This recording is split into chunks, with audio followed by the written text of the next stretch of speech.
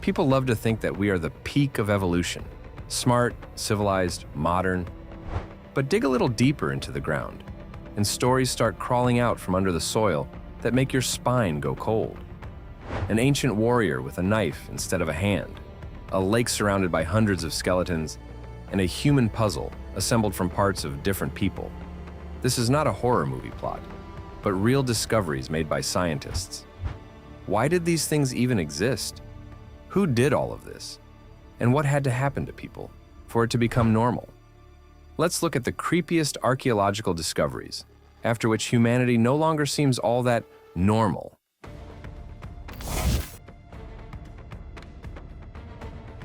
A peaceful ending to a turbulent life is a luxury that, unfortunately, another far more ancient victim did not have, whose entire story is a single fragment of bone, a tibia, meaning the shin bone.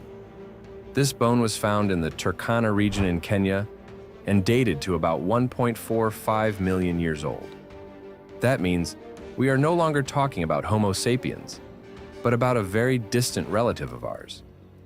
Scientists can see from the shape of the bone that it is definitely a representative of ancient hominins connected to us, but they still cannot say exactly which species it belonged to. At that time, several human species lived in that area at once. The situation is complicated by the fact that the bone is badly damaged, and damaged apparently by other hominins. And these are not ordinary chaotic marks. They are very neat and precise. 9 cut marks, running along the shin where in life the muscles and meat would have been. All of this led scientists to a chilling conclusion. What they have is the oldest direct evidence to date that a human was butchered and stripped of flesh. In other words, taken for meat, which means cannibalism. And that is not even the strangest part. Just as we do not know which species the victim belonged to, we also do not know who exactly killed and ate them. Several human-like species lived nearby, and judging by everything, they did not coexist very peacefully. Which brings a grim thought. Perhaps once it was a perfectly ordinary thing to have a snack on your neighbor in evolution. This, by the way, fits into the overall picture of the region. There were bodies of water nearby, and the water level there fluctuated greatly in ancient times. Droughts could sharply reduce the amount of food, and hunger could easily push ancient people to such extreme measures. Yes, there were other finds that tried to claim the title of the oldest example of cannibalism. But as of today, it is precisely this shin bone that is considered the clearest and most direct proof. So yes, the bone really does give you goosebumps in every sense. Among these remains was a middle-aged man whom researchers designated as TUS 380. Judging by his bones, he died at around 40 to 50 years old and survived a very rare injury that is almost never encountered: an amputation of the arm at the level of the middle of the forearm. If you consider the age of his bones, then such an operation, if it was even done consciously, would have taken place with zero anesthesia, with a crude saw on bone, without antibiotics, and without painkillers afterward. That fact alone says that this guy was, to put it mildly, extremely metal. But you know what? He was also literally metal. Where the stump should have ended, archaeologists found a Polnaceni iron knife. The blade was directed away from the arm, and all of it looked as if we were looking at an ancient cyborg, long before GTA 6 ever came out. And it was not a decorative accessory. Researchers noticed another insane detail. The man lived with this upgrade for many years, and his bones showed signs of heavy biomechanical stress. In plain terms, he used his stabbing arm very actively. One especially grim sign of this was his teeth. A significant part of them was worn down almost to the pulp cavities. This is the result of him constantly tightening with his teeth the straps that held the knife when they loosened or came undone. This is yet another piece of evidence that whoever he was an incredibly tough person. Grinding your teeth down to near total destruction from constant strain is painful. But he apparently endured it for years, on top of constant bacterial infections and dental abscesses. In addition, his shoulder literally became an archive, of the history of using the knife. The bones shifted as if he often held his arm in an unnatural position.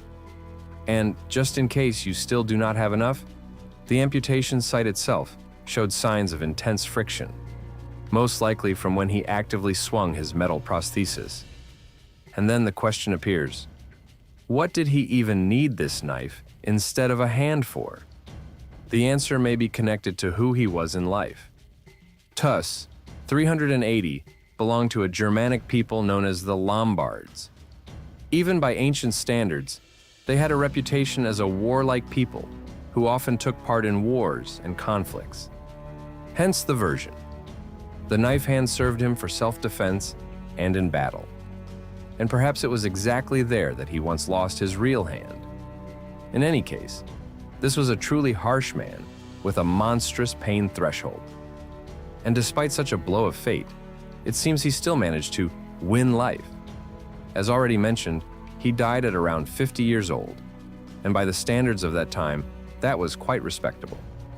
Now researchers tend to think that in the end, he was taken by natural causes. But mystery does not always mean the scariest. Personally, I feel far more uneasy about one tradition that, paradoxically, could have been invented with good intentions. I am talking about the so-called plaster skulls. In the 1930s, in the Levant, especially in the area of the city of Jericho, archaeologists began finding strange objects that looked like human heads. They were made from several layers of plaster, wrapped and smeared around something inside and painted on top. Shells were used as eyes. Details were added that imitated hair, skin, facial features. All of this already looked slightly creepy, but it became truly unsettling when researchers opened these plaster masks. Inside were real human skulls, in the literal sense, heads covered in plaster. In total, more than 20 such plaster heads were found, dated to the period of about 10,000 to 8,000 years ago. Most often these were adult men, but women and children were found as well. Another unpleasant detail: all the skulls had their lower jaws removed, and all these heads were buried under the floors of residential houses. Agree, a rather strange place for such a storage. Scientists, of course, tried to understand why this was done at all. One early version was quite grim. It was suggested that people were killed on purpose, and their heads were plastered and kept as trophies, roughly like traditions with shrunken heads among some tribes. But later a softer hypothesis appeared. Since the skulls lay directly under the houses, perhaps this was one of the earliest forms of honoring deceased relatives, an early version of a family altar of ancestors. Later analyses showed that these skulls were not simply buried and forgotten. From time to time, they were taken out and held in hands for a very long time. So long that people living later no longer knew whose heads they were. For them, they were simply ancestors. But at some point, after about 2,000 years, the tradition disappeared. Plaster skulls were no longer made, and from this practice, only a faint trace remained in culture, a myth recorded already thousands of years later. It contains the following words: immortal. What does he get in the end? What does the mortal ultimately receive? Glaze poured onto his head and lime laid on top of the skull. It sounds fairly grim for a practice that perhaps was connected with respect for ancestors. But honestly, strange and slightly creepy forms of veneration are a frequent motif in ancient cultures in general.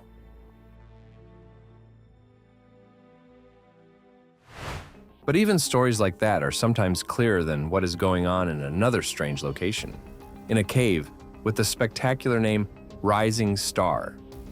The name alone sounds cool, but the story connected to this place is even crazier. This cave is located in South Africa, in the Malmani Dolomites Formation, and it got onto scientists' radar only quite recently. It was first mentioned in the 1980s when a group of spelunkers explored these places and made a rough map. However, no one studied the system in detail back then.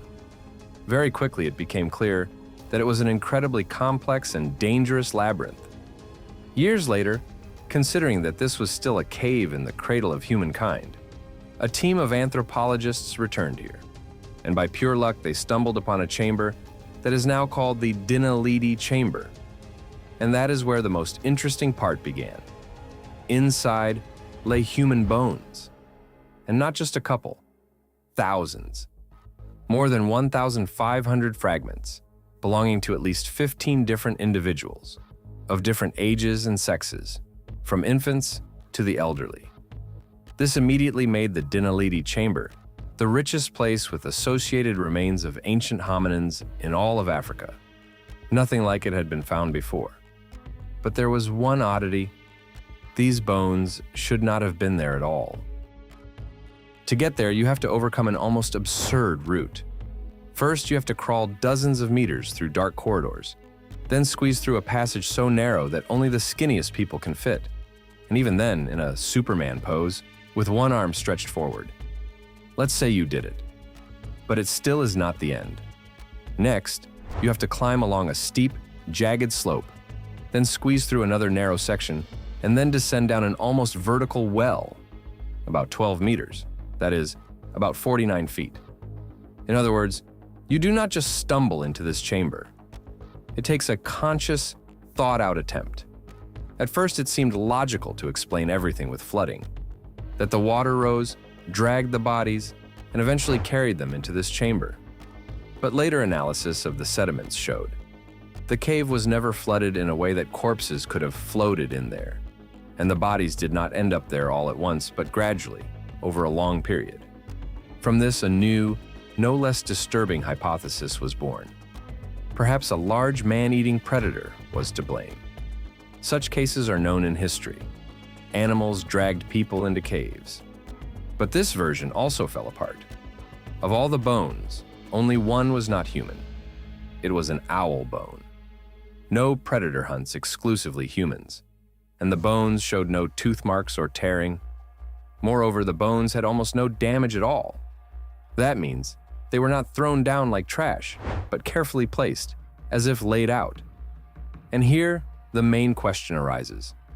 What kind of creature could think of stacking bodies in such a remote and nearly inaccessible part of a cave, where even a modern human gets only with difficulty and only with equipment? The answer turned out to be even more unexpected. Judging by the bones, these were the very same creatures whose remains lay in the chamber. That is, humans. More precisely, a new species of humans that had not been known before, now called Homo naledi. As of today, Homo naledi are known only from finds in the Rising Star Cave. But thanks to the huge number of bones, we have a pretty good idea of what they looked like. They were shorter and lighter than us, had smaller brains, and their bodies were better adapted to climbing trees than those of other Homo species. Scientists believe they existed about 300,000 years ago. That is, they were among the most recent of our evolutionary relatives. Most likely, they knew how to use simple tools. This is suggested by the structure of their skull. But no one believes they had climbing gear and navigators.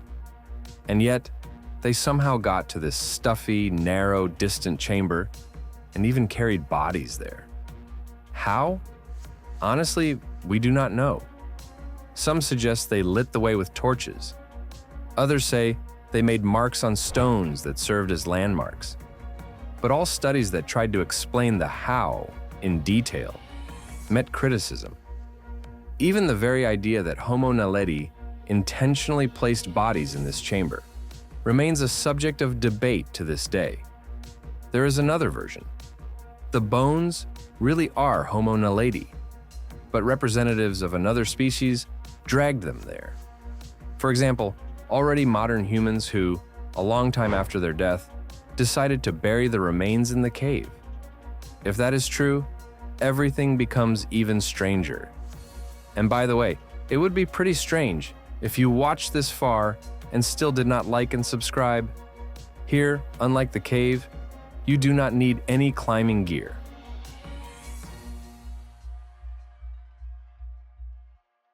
Maybe it is only my opinion, but consciously dragging a body into a narrow cave for burial already sounds like serious madness. And if here you can argue about norms, then with one find in India, almost everyone agrees. This is definitely not normal. We are talking about a small, remote lake in the Trishul mountain range. This shallow glacial lake is officially called Rupkund, but locals call it much more ominously the mysterious lake or the lake of skeletons. The reason is simple. Along the shores of this tiny body of water lie hundreds and hundreds of human remains. By some estimates, more than 800 skeletons. And this is not a neat necropolis, not a cemetery where people are laid according to ritual. The skeletons are literally scattered around, as if many people died here suddenly and at the same time. When this place was first discovered in the 1940s, the British authorities were frightened by the most obvious possibility. They decided it was a secret burial of Japanese soldiers who invaded India. But soon, analysis showed, yes, these are human remains, but they are far too ancient to be a modern army. This was also confirmed by objects found nearby. Wooden artifacts, iron spearheads, leather sandals, rings. Researchers, of course, were baffled. How and why did so many people die at once in this one place? The clue was in the bodies themselves. Because of the altitude and cold climate, many skeletons were preserved very well. In some cases, even with pieces of soft tissue. And here is what scientists noticed. Many of the dead were killed by something large and round. On the upper part of their bodies and on their heads, the same injuries were found. Massive bruises, as if they had been struck by something heavy and rounded that fell from above. A stone, or a huge chunk of ice. And then, local folklore joined in. In nearby villages, scientists were told a legend. Supposedly long ago, a king with his family and retinue tried to cross the pass, and all of them were killed by a powerful hailstorm. Combining this story with the nature of the wounds on the bones, researchers decided the Lake of Skeletons is the place where people were killed by an unbelievably strong hailstorm. Case closed. Or, as it turned out, not. The problem is that not all skeletons fit this picture. Not everyone had typical injuries that can be linked to hail or severe blows to the head, but that is only half the trouble. Later, another team of researchers studied the DNA and age of a larger number of remains, and it turned out that the dead were not one group of people at all, but at least 3 different groups who lived at different times and in different places. 2 groups died here about 1,000 years ago, with a difference of several decades. One had typical South Asian ancestry, the other more Southeast Asian. But the third group was a complete surprise. These people came from the territory of modern Greece and Crete, and they died here relatively recently, perhaps only a couple of hundred years ago. It is not surprising that many began to ask, is it even safe now to approach this lake?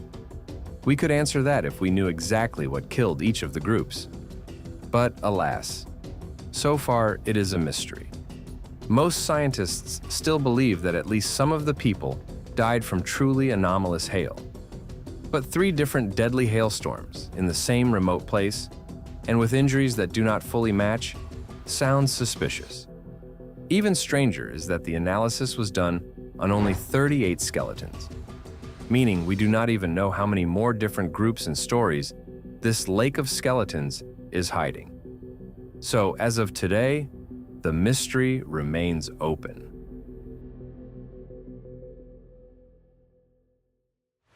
And there is an example that looks even worse. Allow me to introduce you to what scientists Uslavno call a human puzzle. And yes, it sounds as bad as it actually is. Unlike the Levant, this story unfolds in Scotland. In the area of South Uist, in the Outer Hebrides archipelago, archaeologists found 4 Bronze Age skeletons. Like the plaster skulls, they were discovered near ancient houses. But unlike Jericho, these bodies did not lie under the floor, but on it, in seemingly ordinary poses, as if they were buried normally. And at first, they were considered an ordinary, routine find. Until a more thorough analysis showed something clearly strange. One skeleton, initially thought to be female, turned out not to be fully female. Yes, most of the bones belonged to a woman, but the skull was male, and some other bones too. When scientists looked deeper, it turned out that these additional parts belonged to two different men, meaning that in front of them was one skeleton, assembled from three different people. And, as it turned out, it was not the only one. The other skeletons found were also composite. Parts of different people were carefully combined so that something like a single whole body was formed. Sounds creepy enough already, right? But that is not all. It turned out that these human puzzles were, in essence, marinated. The bones had signs of demineralization, that is, long prebivani in a strongly acidic environment. And nearby there was a peat bog, and peat is just very acidic. So it is logical to assume that the bodies lay in that bog for some time. But they were not found there, meaning someone assembled together parts of different people, placed it in a peat bog, waited quite a long time, and then took it out and carefully laid everything in a house. And to make the situation even stranger, radiocarbon analysis showed the bones themselves were hundreds of years older than the house in which they were found. What follows from this? Researchers concluded that they had an extremely extreme form of an ancestor cult. For hundreds of years, some Bronze Age community in Scotland kept human puzzles assembled from relatives above ground, sometimes adding new parts to them as members of the community died. In other words, they literally updated a composite ancestor as new people died. Of course, there is also a darker version, that these were not honored ancestors, but trophies. But considering the amount of work, the carefulness, and how long all of this was maintained, most researchers believe it was indeed a cult of memory, not a sadistic trophy. And if you compare this with how ancient people treated enemies, the picture comes together. There everything was much rougher and without extra respect. And honestly, even against the background of many horrors of today's world, ancient violence sometimes looks especially insane. There was an entire period, the Neolithic, when, judging by finds, people seem to have snapped unusual, brutal killings, mass executions. Across Eurasia, several large sites were found with very dark traces. There are so many brutal examples that researchers have already become a bit numb. Neolithic violence no longer surprises them much, and cases beyond it have to be very jusquemi to make an impression. And yet, one site in the United States managed to reach that level, and perhaps showed the moment when an entire society simply broke from within. The story begins in the southwest of Colorado. Many centuries ago, an ancient culture lived there that today is called the basket maker Pueblo culture, early Pueblo. For thousands of years, they inhabited this region and lived in pit houses, homes partially dug into the ground. And in several such structures and around them, archaeologists discovered a scene that makes your blood run cold. An entire settlement wiped off the face of the earth. In total, at least 24 people were found. But 7 bodies stood out especially. Their bones were literally boiled, cleaned of flesh, charred and broken. Skulls were burned, smashed, and the bones had marks of brain being scooped out. All these signs point to one thing. People were not just killed, they were eaten. And judging by the traces, it was a real cannibal feast. And it was clearly not a raid with captives. On the contrary, everything indicated that the residents of this settlement themselves became the victims. They were killed, butchered, and eaten right in their own homes. This was indicated not only by the bones, but also by things found nearby. Tools with bloodstains, ceramic pots for cooking. Everything looked as if those who had recently cooked their own dinner were soon cooked in these same pots. And as if all of this were not enough, the peak of desecration was a find in one of the hearths. Among the cold ash lay a piece of fossilized human feces. a coprolite. It was clearly left intentionally, as if someone consciously marked the place of the tragedy. From the point of view of this culture, the hearth was the heart of the home, the most important element of everyday life. Doing that in the hearth is like spitting on what is most sacred. No wonder many scientists at first resisted the idea of cannibalism. Alternatives were suggested. Maybe it was another culture that attacked. Maybe the bones were damaged in another way, not by eating. But one thing destroyed all attempts to justify what happened. That very coprolite. During analysis, myoglobin was found in it, human myoglobin. This is a protein contained in muscles and almost not found in other tissues. It can get into feces only if a person eats human meat. And in this case, everything was even harsher.